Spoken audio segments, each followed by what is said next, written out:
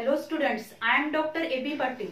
Welcome in this session of Origin and Evolution of Life, lecture number 2. In previous lecture, we already discussed about the chemical evolution theory of life. In this lecture, we will discuss about the Urey-Miller experiment as well as we discuss about the RNA world hypothesis. So first we discuss about the Urey and Miller experiment. Urey and Miller, these two scientists arranged one of the experiment, and this experiment gave the experimental proof of the chemical evolution theory of life. And for this experiment, Urey and Miller, they designed one glass apparatus, and this glass apparatus known as a spark discharge apparatus. When they arranged the experiment, firstly this spark discharge apparatus was first sterilized and evacuated. Then after sterilization and evacuation of this glass apparatus, then methane, ammonia and hydrogen gases were pumped in glass chamber in the proportion of 1:2, 2:2 respectively in this glass chamber. म्हणजे पहिल्यांदा जे काही युरे आणि Miller या दोघांनी काय केलं होतं, हा जो एक्सपेरिमेंट अरेंज केलाय तो त्या एक्सपेरिमेंटनी जी केमिकल इव्होल्यूशन थेअरी प्रपोज केली होती, त्या केमिकल इव्होल्यूशन थेअरीला एक्सपेरिमेंटल प्रूफ देण्याचं काम या एक्सपेरिमेंटने केलेलं आहे. आणि हा जो एक्सपेरिमेंट आहे, हा एक्सपेरिमेंट अरेंज करण्यासाठी युरे आणि मिलरनी एक ग्लास ॲपरेटस डिझाईन केलं होतं आणि त्या ग्लास ॲपरेटसला म्हटलं जातं स्पार्क डिस्चार्ज ॲपरेटस. या स्पार्क डिस्चार्ज ॲपरेटस मध्ये जे ग्लास चेंबर आहे, त्या चेंबर मध्ये तीन गॅसेस तिथं पंप केले होते. These 3 gases which are nothing but the methane, ammonia and hydrogen in the proportion of 1:2, 2:2 respectively into the glass chamber. Then a tube carrying water vapor was connected to the glass chamber. हे जे काही glass chamber आहे की ज्या glass chamber मध्ये methane, ammonia आणि hydrogen gases आहेत, त्या ग्लास चेंबरला एक ट्यूब कनेक्ट केलेली आहे. and this tube which carrying the water vapor, याच्यामधून वॉटर वेपर कॅरी होणार आहे, ही ट्यूब या ग्लास चेंबरला कनेक्ट केलेली आहे. तर या ठिकाणी जे काही ग्लास फ्लास्क सारखं एक स्ट्रक्चर दिसते आपल्याला की ज्यामध्ये काय केलेलं असणार आहे, देर is a continuously boiling of water. या इथं कंटिन्युअसली काय व्हायला लागले, वॉटरचं बॉइलिंग होते आणि त्या वॉटरच्या बॉइलिंगमुळे ज्या काही वेपर फॉर्म होणार आहेत, त्या वेपर या ट्यूब मधून कुठे येणार आहेत, या ग्लास चेंबर मध्ये येते. देन द नेक्स्ट आपण बघू शकतो, the lightning effect was mimicked by electric discharge carbon arc spark. म्हणजेच या पूर्ण आपण जर बघितलं तर या ग्लास चेंबर मध्ये इथं काय असणार आहे, इलेक्ट्रिक डिस्चार्ज आपल्याला पाहायला मिळतो. आणि this lightning effect was mimicked by electric discharge carbon arc spark. म्हणजे कंटिन्युअसली इथं काय होणार आहे, लाइटनिंगची प्रोसेस होते आणि त्या लाइटनिंग प्रोसेस साठी काय असणार आहे इथं, तर कार्बन आर्क स्पार्क इथं जोडलेले आहेत आणि इथं त्यामुळे काय होणार, कंटिन्युअसली लाइटिंग प्रोसेस होणार. And due to this continuously lighting effect, these gases, that is ammonia, methane, then the hydrogen gases and water vapor, they are continuously reacted with each other. त्या गॅसेस मध्ये काय होणार आहे, interaction होत जाईल.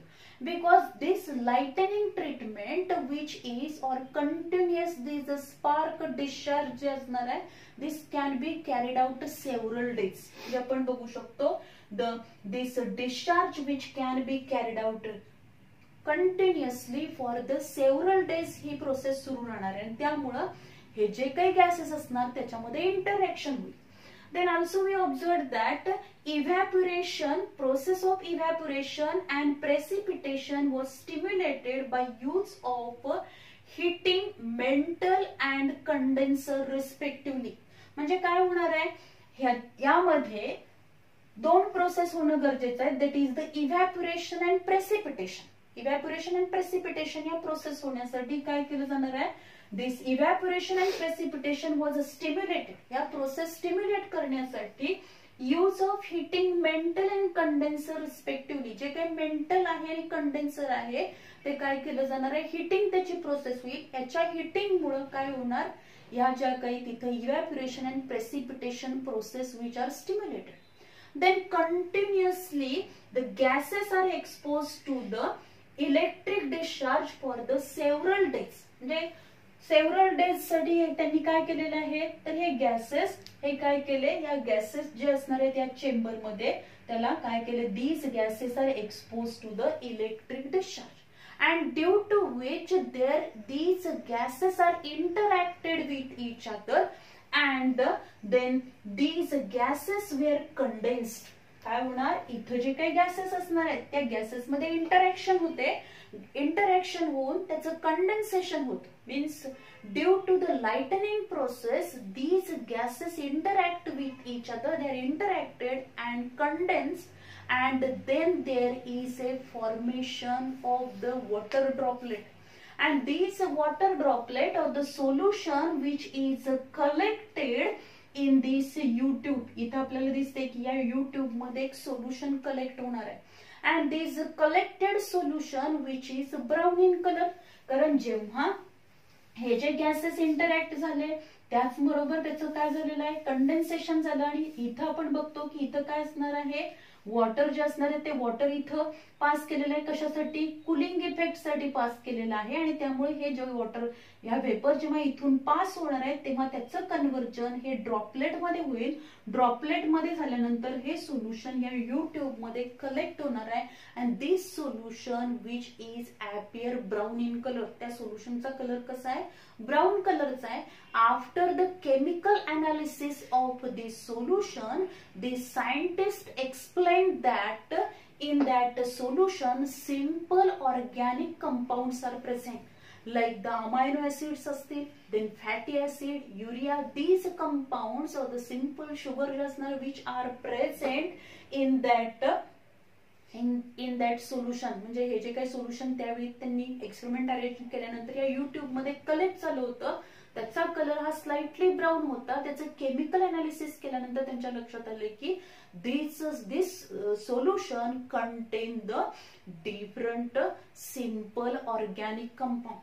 And from this experiment, Urey and Miller concluded that this organic compound means due to the interaction and condensation of the gases firstly on this earth, simple organic compounds were formed. Afterwards complex organic compounds were form. म्हणजे जी काही chemical evolution theory मांडलेली आहे त्या थेरीनुसार म्हणजे या थेरीला या एक्सपेरिमेंटनी काय केलेलं आहे, एक्सपेरिमेंटल प्रूफ मिळालं. कारण जशा पद्धतीने केमिकल इव्होल्युशन थेरीमध्ये सांगितलं होतं की जसं अर्थचं टेम्परेचर हळूहळू कमी कमी होत गेलं तसं तिथले गॅसेस जे असणार आहेत अर्थ वरती सुरुवातीला फक्त गॅसेस होते आणि त्यांच्यामध्ये इंटरॅक्शन झाली, कंडेन्सेशन झालं, रेनफॉल झाला आणि त्याच्यामध्ये सुरुवातीला काय होते, सिंपल ऑर्गॅनिक कंपाऊंड होते. त्यानंतर त्याच्यापासून कॉम्प्लेक्स ऑर्गॅनिक कंपाऊंड फॉर्म झाले. And then there is a synthesis of protein, nucleic acid and then first cell is form. In this way, the origin of life which is took place on this earth, या अर्थवरती अशा पद्धतीने काय झालेले life originate झाली. And in this way, the chemical evolution theory which got the experimental proof from this experiment. या experiment मुळे त्या या थेरीला एक एक्सपेरिमेंटल प्रूफ मिळालं. Means the living organisms which are formed from the non-living things like bigots, like या पद्धतीने काय झालेलं आहे, these living organism जे काही लिव्हिंग ऑर्गॅनिझम फॉर्म झाले ते नॉन लिव्हिंग थिंग्स पासूनच फॉर्म झालेले आहेत. त्याच्यामध्येच इंटरॅक्शन होत कॉम्प्लेक्स ऑर्गॅनिक कंपाऊंड्स फॉर्म होऊन काय झालेले आहेत, तर जे काही लिव्हिंग ऑर्गॅनिझम आहेत ते फॉर्म झाले सुरुवातीचे आणि त्यानंतर त्याच्यामध्ये इव्होल्युशन होत सध्याचे आपल्याला काय पाहायला मिळतात, complex organisms which are present on this earth. आणि त्याच्यामध्ये हजारो लाखो वर्ष गेलेले आहेत की हे इव्होल्युशन होण्यासाठी. So this is all about the Urey and Miller experiment. म्हणजे ही डायग्रॅम जी असणार आहे, ही डायग्रॅम तुम्हाला परीक्षेसाठी खूप इम्पॉर्टंट आहे. या डायग्रॅम वरती आपल्याला क्वेश्चन विचारला जातो. तर या डायग्रॅम मध्ये आपल्याला हे बॉइलिंग वॉटर इथं पण दाखवलं पाहिजे. व्हॅक्युम पंप आहे, ग्लास चेंबर आहे, ग्लास चेंबर मध्ये हे गॅसेस असणार आहेत. त्याचबरोबर हे ग्लास चेंबर या जे काही इथं बॉइलिंग वॉटर आहे त्या ह्याला कनेक्ट केलेल्या एका ट्यूबनी. देन इथं कंडेन्सर आहे. त्याचबरोबर इथून जे काही इथे वॉटर ड्रॉपलेट कलेक्ट होतील and then there is a collection of U tube जे आहे त्या यू ट्यूब मध्ये काय होणार आहे, लिक्विड जे असणार आहे सोल्युशन इथं काय होणार, कलेक्ट होईल. देन दिस वॉटर कंटेनिंग, ज्या वॉटर मध्ये ऑर्गॅनिक कंपाऊंड्स आहेत. So this is all about the Yuri and Miller experiment. Then we discuss about the RNA world hypothesis. This RNA world hypothesis, in this RNA world hypothesis, already we know that the living organisms are formed from the non-living things, and due to the interaction of the gases, firstly simple organic compounds form, then complex organic compounds are formed, and then there is a formation of the first cell. त्या first sale मध्ये परत evolution होत होत काय झालेले आहे, complex organism form होत गेले. In 1980 the Sidney Altman and Thomas Sich they analyze that or they explain that RNA act as a biocatalyst. या दोन सायंटिस्टनी म्हणजे जो काही सिडनी आहे आणि थॉमस या दोघांनी काय केलेलं आहे, they explain that RNA acts as a biocatalyst. RNA हे काय म्हणून ऍक्ट होणार आहे, बायोकॅटलिस्ट म्हणून ऍक्ट होतात.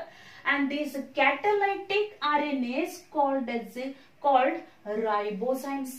या कॅटॅलायटिक RNA ना काय म्हटलेलं आहे, राइबोझाइम्स म्हटलेलं आहे. Because if you observe, life have been based exclusively on nucleic acid RNA. This concept was already explained by Carl Woese, Francis Crick and Leslie Orgel in 1960. Before the discovery of these Sidney and Thomas. Sydney and Thomas यांनी 1980 मध्ये explain केलं की RNAs act as a biocatalyst and this catalytic RNAs called as ribozymes. पण त्याच्या आधी 1960 मध्ये Carl Woese, Francis Crick and Leslie Orgel या सायंटिस्टनी काय केलं होतं, हे एक्सप्लेन केलं होतं. They already discovered that life have been based exclusively on nucleic acid RNA. जे काही लाईफ आहे ते एक्सक्लुझिव्हली कशावरती बेस्ड आहे, तर न्यूक्लिक ऍसिड RNA वरती बेस्ड आहे. And they also explain that how this RNA play very important role, because already we know that this RNA which having the ability of the self replication, they undergo mutation and they are also involved in the protein synthesis. Protein synthesis मध्ये ते involved आहेत. As well as due to the mutation, RNA form this mutation self replicating capacity, they form the different types of RNA, different types of RNA form होतील, which are vary in their size as well as their catalytic function. म्हणजे या RNA मध्ये self रेप्लिकेशनची capacity आहे, त्याचबरोबर काय असणार आहे, त्याच्यामध्ये म्युटेशन होऊन डिफरंट टाइपचे RNA फॉर्म होणार आहेत. जसे messenger RNA, ribosomal RNA, then transfer RNA, which are different in their size. त्याची साईज प्रत्येकाची वेगळी आहे. त्याचबरोबर काय असणार आहे, also their catalytic function which are different one. त्याचं catalytic function different. This RNA which play very important role in the protein synthesis. Already we know that in the cell the ribosomes are present. Cell मध्ये ribosomes present असणार, and with the help of this ribosome RNA also involved in the process of, जर आपण process बघितली, that is the translation process. Means the ribosomes which carry out the translation process, and this translation process which takes place during the protein synthesis, this translation process is catalyzed by the RNA. RNA कोण catalyze करणार आहे, RNA catalyze करते. Then also we know that this RNA, हे जे काय RNA असणार आहे, this RNA which is सुरुवातीला RNA हे काय होते, RNA as the nucleic acid or this nucleic acid which shows, त्याच्यामध्ये परत number of changes झालेले आहेत, and then there is a formation of the stable nucleic acid and which is nothing but the DNA. त्याला आपण DNA म्हणतो. Double standard that is deoxyribonucleic acid form झाला. Structurally RNA and DNA which are same one. Structurally जर आपण बघितलं तर दोन्ही पण काय असणार आहेत, सेम आहे. त्यांच्यामध्ये काही डिफरन्स आपल्याला पाहायला मिळतात. म्हणजेच जे काही पेंटोज शुगर आहे त्या पेंटोज शुगर मध्ये आपल्याला डिफरन्स पाहायला मिळतो. RNA मध्ये रायबोज शुगर आहे, DNA मध्ये डीऑक्सिरायबोज शुगर आहे. त्याचबरोबर नायट्रोजन बेसेस मध्ये त्या DNA मध्ये थायमिन पाहायला मिळेल आणि थायमिनच्या ऐवजी RNA मध्ये काय प्रेझेंट असेल, युरॅसिल प्रेझेंट असेल. And in this way, due to this stable formation of this stable DNA च्या stable structure मुळे आपल्याला या प्लॅनेट वरती there are vast diversity of the living organism which is also observed on this planet, because this DNA which is the genetic material which transfer the character from one generation to next generation. In this way, here we explain this that is the RNA world hypothesis. आता आपण हे जे काय RNA world hypothesis आहे, this can be explain with the help of this diagram. इथं आपण जर बघितलं, RNA सेल्फ रिप्लिकेट्स. RNA हा स्वतः काय करणार आहे, रिप्लिकेशन करू शकेल. आणि ह्या ज्या रिप्लिकेशन मुळे त्या प्रोसेसला आपण काय म्हणतो, this catalytic RNA is called as a ribozymes. त्याला रायबोझाइम्स म्हटलं जातं. Then the RNA forms inorganic sources. RNA काय फॉर्म करतात, इनऑर्गॅनिक सोर्सेस फॉर्म करणार आहेत. Then this RNA catalyse the protein synthesis. Already we know that, आपण बघितलेलं आहे protein synthesis. Protein synthesis process मध्ये ट्रान्सक्रिप्शन, ट्रान्सलेशन प्रोसेस आपण बघितलेले आहे. Firstly the information which is present on the DNA वरती जी इन्फॉर्मेशन प्रेझेंट असणार आहे ती ट्रान्सक्रिप्ट होईल, त्याच्यापासून मेसेंजर RNA फॉर्म होणार. Then the ribosomal RNA, transfer RNA जे असणार आहे, which are also involved in the protein synthesis. In this way, proteins are formed, and these proteins which play very important role to carry out the all activities, or they express the different catalytic functions, because already we know that the different enzymes are proteinous in nature. म्हणजे all enzymes which are proteins one. And so to catalyze the biochemical reaction, these proteins which are essential one, as well as this RNA forms the inorganic sources. Then RNA which also having the membrane formation and changes the internal chemistry, allowing new functionality. म्हणजे जर आपण बघितलं, या RNA मध्ये capacity आहे. This RNA which having developed its own protein coat and the machinery which is essential for the surviving of the primitive cells. ज्या काही previous sale असेल, म्हणजे जेव्हा काय होणार आहे, न्यू सेल फॉर्म होते तेव्हा रिप्लिकेशन होणार आहे. रिप्लिकेशन होऊन double copy of nucleic acid form होतं, and due to which means it having the ability to synthesize the protein coat as protein coat, and also with the help of these its own machinery. त्याच्या स्वतःच्या मशिनरीचा उपयोग करून ते काय करणार आहेत, protein synthesis, protein coat form करण्याची capacity आहे, and which is essential for the survival of the primitive cell. Then the next आपण बघणार आहोत, RNA codes for DNA and protein. RNA हा दोन्हीसाठी कोडिंग करणार आहे, DNA साठी as well as protein साठी. Because the protein catalyzing the cellular activities, कारण आपल्याला माहिती आहे हे जे काही प्रोटीन्स असणार आहेत त्या प्रोटीन फॉर्मेशन मध्ये, सिंथेसिस मध्ये या RNA चा इम्पॉर्टंट रोल आहे. And these proteins which are essential to catalyse the cellular activity. वेगवेगळ्या सेल्युलर ऍक्टिव्हिटी ज्या असणार आहेत त्या कॅटलाइज होण्यासाठी प्रोटीन्स इसेन्शियल आहे. And then also From this RNA there is a formation. This RNA also codes for the DNA and DNA become the master template. DNA हा काय आहे, master template आहे. And due to this DNA stable nucleic acid, we observe the vast diversity on this plant. So also here one point आपण इथे बघू शकतो, acetyl coenzyme have a nucleotides in their molecular structure. Acetyl coenzyme जो असणार आहे, this acetyl coenzyme also have a nucleotide in their molecular structure. So this is all about the RNA world hypothesis. यावरती एखाद दुसरा आपल्याला question विचारला जाऊ शकतो किंवा डायग्राम वरती क्वेश्चन विचारला जाऊ शकेल.